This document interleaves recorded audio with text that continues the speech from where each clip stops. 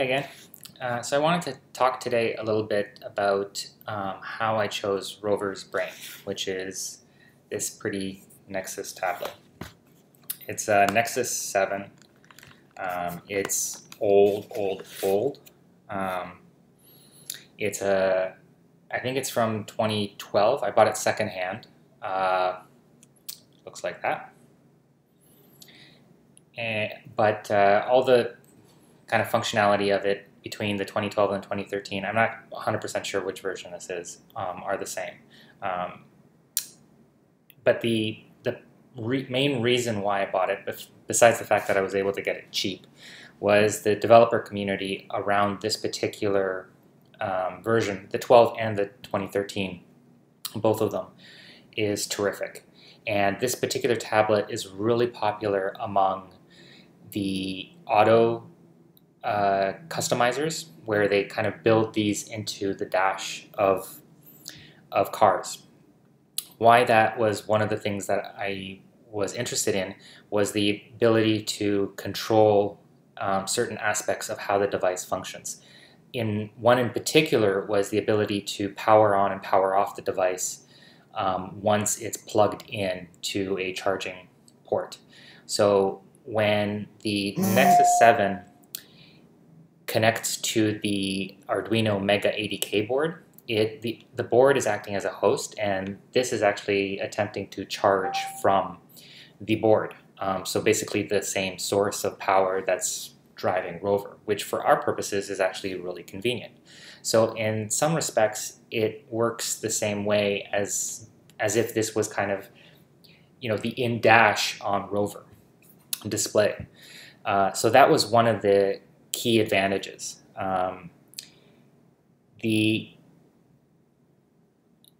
Like I said, the developer community, because it's been around for a while, is fantastic. So there's lots of support and the ability to kind of customize it.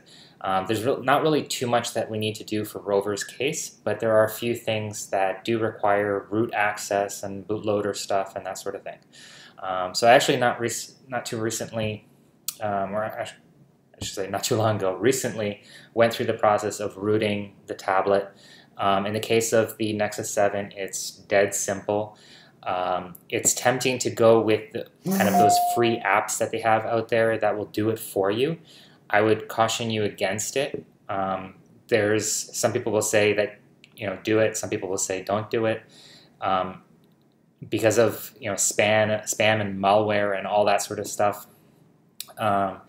I was actually tempted myself, and I loaded up one of the apps.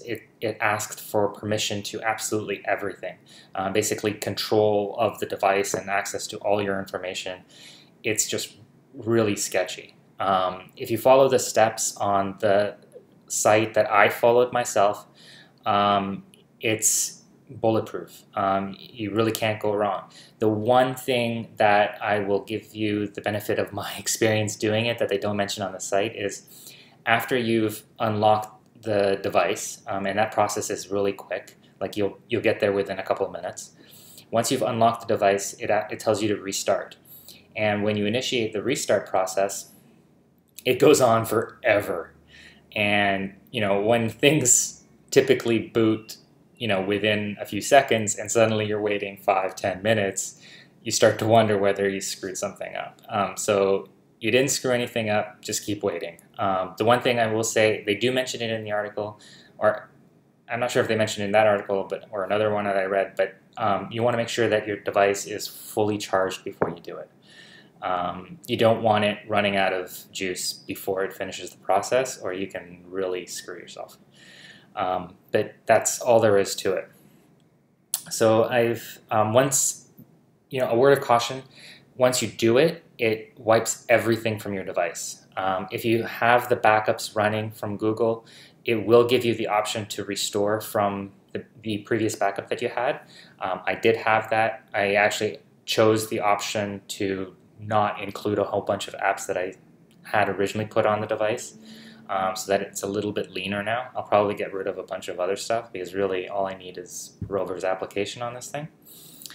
Speaking of which, once I did that, I did have to go through the process of re-enabling the developer tools and USB debugging, which you need for being able to install custom applications like ROVers.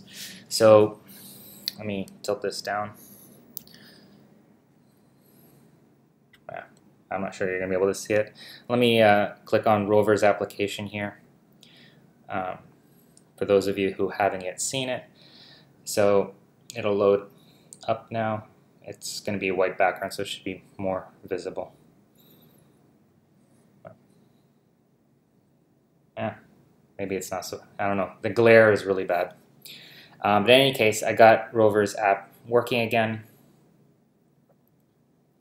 All the functionalities there. I reconnected it to ROVer.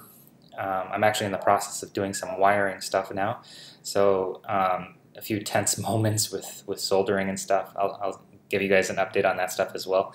But everything's back to where we were before the process of getting this puppy ready.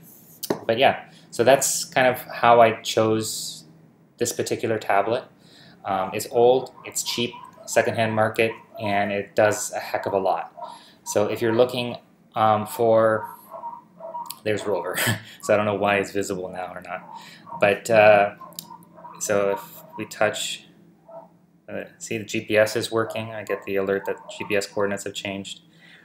And he's not wired in right now, so we're not getting wheel speeds and that sort of thing. But the accelerometers are working, the timer's working, the GPS obviously is working. But yeah, it's a great tablet for these sorts of projects. I'm sure that some of this stuff, if not all of this stuff, is also available in more modern tablets. I haven't really looked at them, especially, you know, having started this project a couple of years ago. I didn't really want to spend, you know, several $100s on a tablet that, you know, I didn't know whether or not I was going to be successful in its integration with ROVer. So, you know, I wanted to keep things as simple as possible. At the same time, sorry about that. At the same time, still give myself and ROVer all the capabilities that I would want for him. So it was a great choice, and that's how I chose. And from me and ROVer, until next time, cheers.